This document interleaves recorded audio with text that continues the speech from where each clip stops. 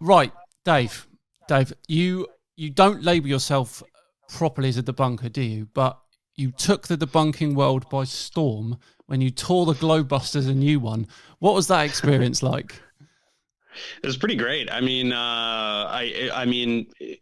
glad it happened because that's sort of what got me into it, and I don't think I would have started down this path otherwise. So I definitely have to thank them for that. Yeah. But I don't know. At the time, I thought it would, like, now I look back on it as such a silly and like meaningless interaction. But at the time, I was like really offended.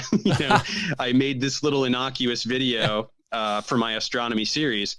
And then, by chance, it went to the #1 search result for the flat Earth keyword like that day or the next day. Yeah. So here come, big britches Globebusters like, oh, we're going to tear this video apart and this live stream.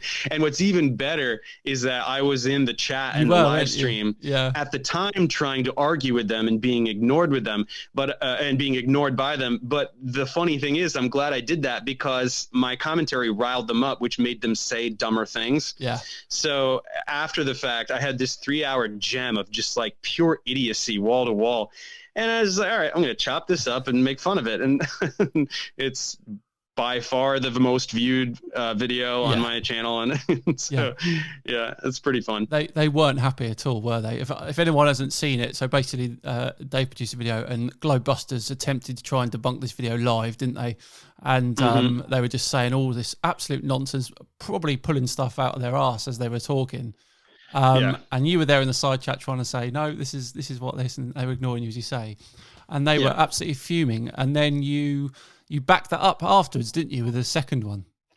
Yeah, I don't think that they thought, like, they just thought, like, here's some schmuck. Like, they thought he's not a debunker, so, like, he's not going to, this isn't going to be a big deal. It's easy content for us. Yeah.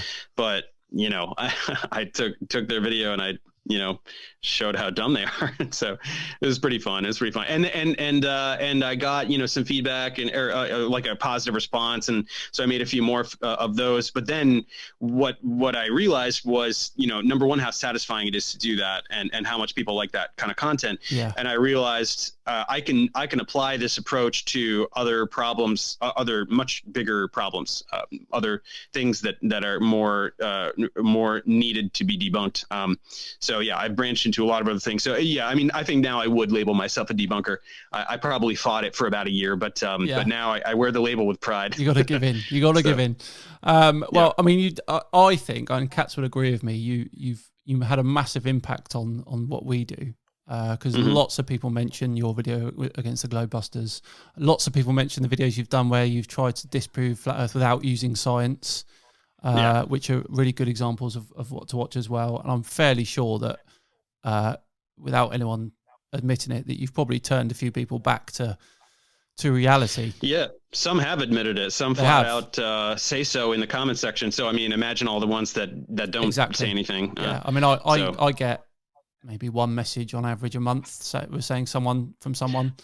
So right. I think there probably is more that don't actually message me, but probably nice. Yeah. It's nice to hear. And I mean, it's a small pool. As much as they like to inflate their numbers, there can't be more than a few thousand of these people in the entire world. They so do that. You get a couple hundred. That's big. That's a big chunk. Yeah. One of the funniest things that I did was the UK conference. They had someone filming it, and I think it was before they'd started. And they panned across, and there was about 3 people sat in a massive amount of chairs.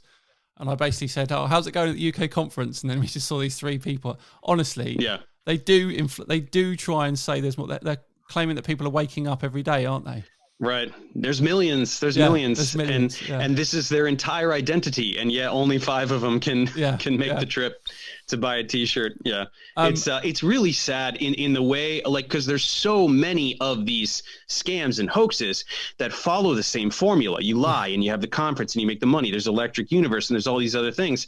But this is like the short bus version where the debunkers are so dumb. Like the other ones are clever. Like they know how to lie and they can sound smart, even to smart people. Yeah. But the flat earth priests are the dumbest people and they're just so bad at it. It's just really hilarious to me. Well, I don't know if you've heard, but Bob has started to come down on the side of gravity being gravity. Who is what? Bob, you know Bob, the guy that runs Globebusters.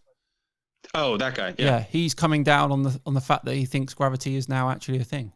So he's he's moving in the right direction. Okay. Earth is still flat though, but he's starting to. Earth is still flat, but gravity somehow exists as though the Earth was round. That makes perfect sense.